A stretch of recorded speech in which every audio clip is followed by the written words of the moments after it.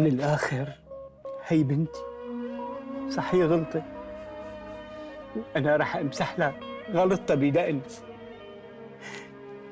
أنا بحس إنه مقصر معها، بس والله ما طالع معي شيء.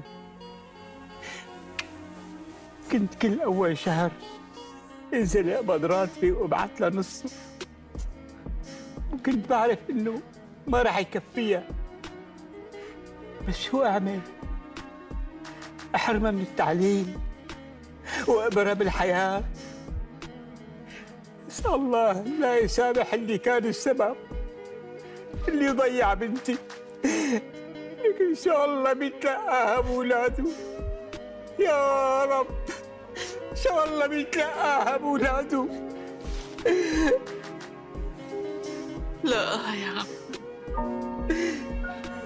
لا أهم أكبر واحد من ولاده.